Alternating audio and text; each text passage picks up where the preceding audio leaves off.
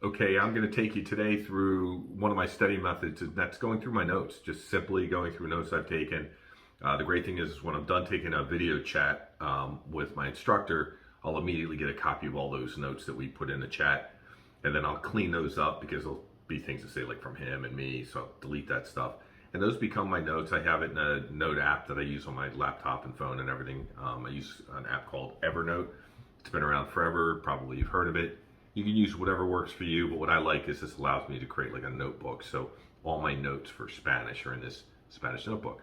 So what I'm going to show you today is I'm going to go through my most recent essentials, and some of these in the beginning are me trying to learn some responses as I'm getting ready to have my first calls with Aleja, who speaks only Spanish, and her job within the group is to really help expose us to just that challenge, right? She can't break into English. It's not an option for her. So it's us having to get over that challenge in a private environment, a controlled environment of how do I communicate? So some of my essentials are things like, hey, I'm learning, I'm just listening, things like that. So let me show you my desktop and I'll show you what I do and I'll just walk you through. You'll hear me repeating and reading out loud my essentials. And again, that's just one of the things I do.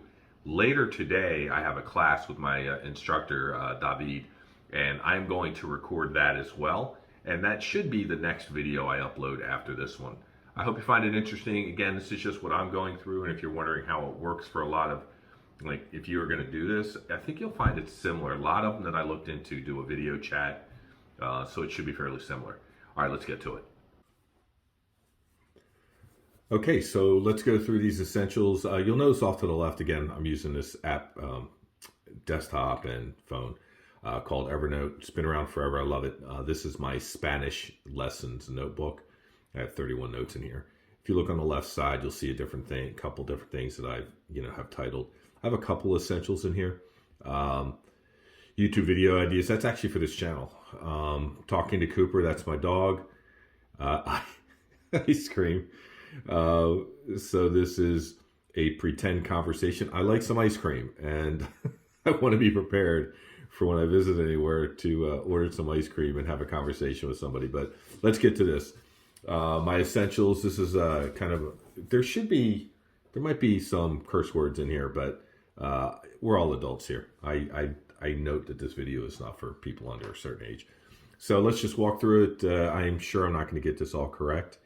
Also, part of this is preparing me for my first call with Aleja, who speaks only Spanish.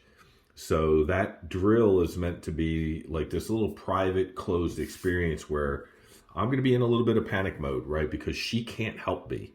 And I'm not going to be using Google Translate or anything like that. I'm just going to try to figure this out. So let's get this going. So, estoy escuchando para aprender. Estoy escuchando para aprender. I am listening to learn. Estoy apenas tratando de aprender. Estoy apenas tratando de aprender. I'm just trying to learn. Estoy apenas tratando de entender, pero no soy capaz todavía de opinar en español. Español. I'm just trying to understand, but I'm not able to comment in Spanish. That's kind of like if I'm in a group of people, they know I don't speak Spanish and they're trying to get me to like interact and respond. Maybe I'm in high panic mode. This is just a way for me to be able to say, hey, just, go ahead and talk. Don't worry, but I am listening.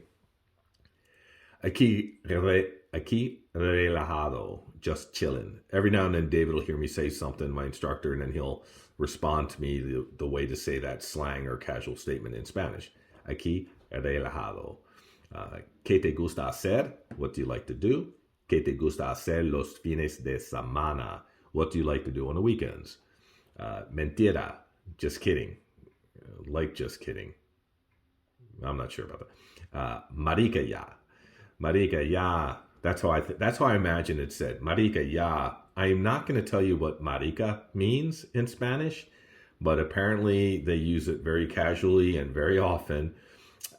Ya means already, so it would be like, dude, already. Like you're trying to tell somebody to stop something, maybe he's just being an idiot. Buenas. So when you say good morning, it's buenos dias, afternoon is buenas tardes, and good evening is buenas noches. But buenas, as it stands here, is just like this short and very friendly phrase, and you can say that at any time of the day. It's just buenas, buen dia, good morning, muy buenos dias, very good morning. I like this one actually. Oli, remember the H is silent in Spanish. So Oli, maybe you're walking up on a friend that's coming towards you and you're like, Oli, or you're just kind of very friendly. Que onda? Que ondas? What's up? Let me get rid of these miscellaneous letters there. Que ongo, again, the H is silent. Que ongo, what's up? More colloquial, literally means, I guess, what mushroom? Because mushrooms do come up from the ground. Feliz dia, happy day. Feliz lunes, happy Monday. And feliz y bendecido. Feliz y bendecido dia. Feliz y bendecido dia. Happy and blessed day. De una. I hear this one all the time from everybody, especially as I'm interacting with my instructor. You know, I'd be like, all right, well, let's schedule this for tomorrow or whatever. And he'd be like, hey, de una. So he's very excited. Let's do it. Let's go. He's trying to stay motivated and keep me excited. Bien, buenos, or more like bien, bueno pues. This is meant to be a frustrated negative reply, like good, well then, because pues means kind of well and then, and bueno is kind of, you know. So, bien. Don't use my explanations. Bien, bueno pues. Que lo que es lo que es. What's up? I don't remember hearing that one. I'm not used to seeing any kind of abbreviation or apostrophes. So I'm going to ask him about that one later today in today's class. Tengo que. I have to. I must. Se puede. Can you? Can you camp here? Se puede camp here? ¿Dónde se puede comprar leche? ¿Dónde se puede comprar leche? Where can I buy milk? ¿Dónde se puede comprar? That's just kind of the statement for me to try to remember.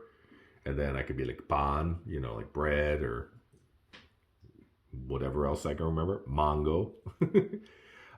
Me puede dar. Can you give me? Here are two for basically you're not feeling well. No me siento bien. Estoy enfermo.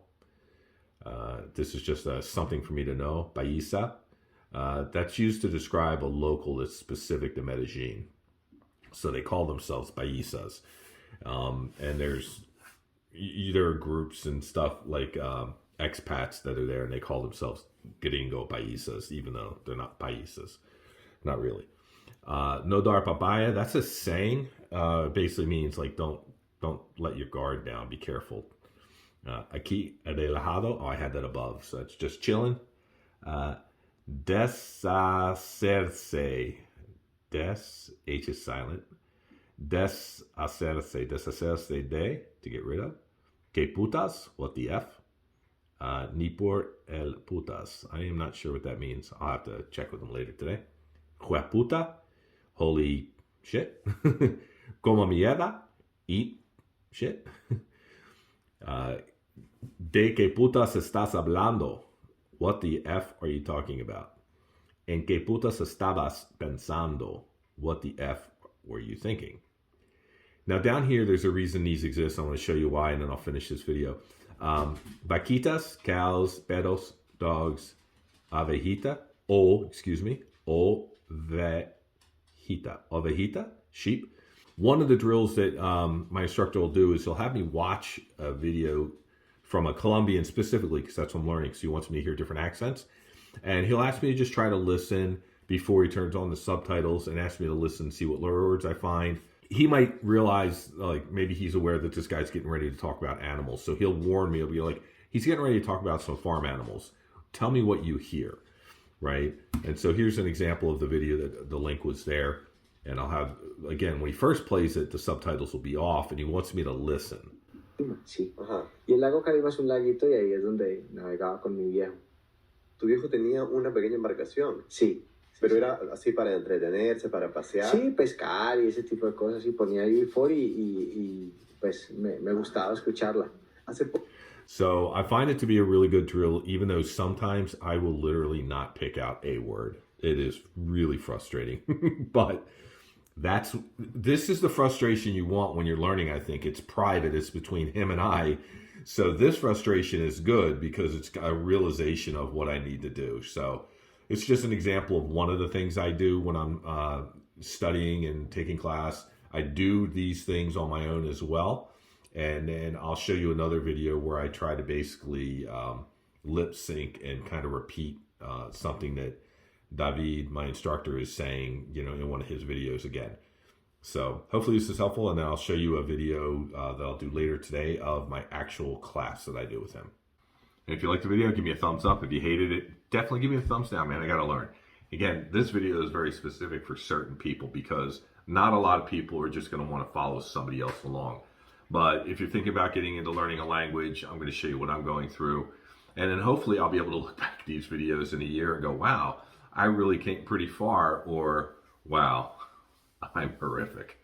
So again, thank you. If you haven't subscribed, subscribe. I think I'm at like 12 or 13 subscribers, right? So I'm sure YouTube's picking up on what's going on down here. So we're not going to be alone for a while. Well, for long. We are going to be alone for a while. But all right, thanks for hanging out with me today.